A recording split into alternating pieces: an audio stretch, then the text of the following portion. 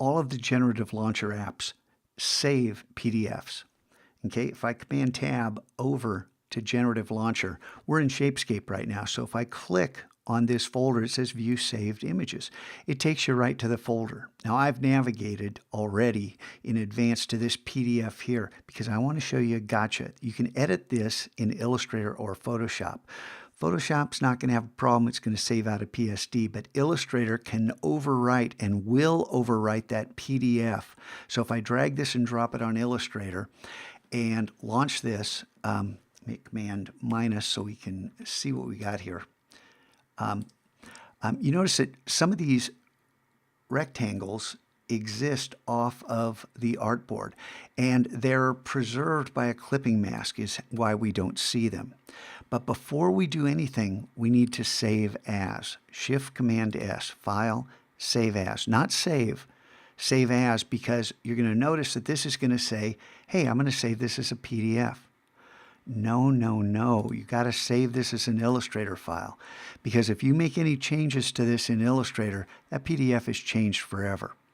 So the one thing that I told you in Pixel Grid, or not in, well, in one of the other apps, is I hit the right arrow and just type an A there. And go ahead and save that. And save that. Now we can mess around with this in Illustrator. But notice if I try to select anything, I just get the clipping mask.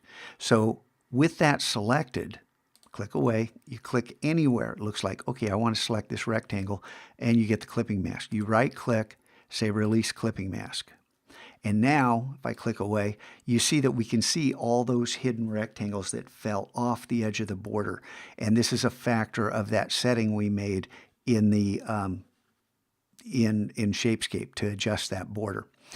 Now we can do cool stuff like changing the individual colors of one of these, any of these, or Command A to select them all and come up to Recolor Artwork.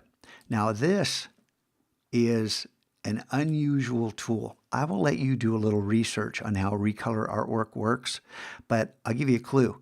These buttons here do some cool stuff. This button does some cool stuff. And then, you know, do you want to edit or assign? What does this do? Well, you're just going to have to spend some time learning if you want to do that.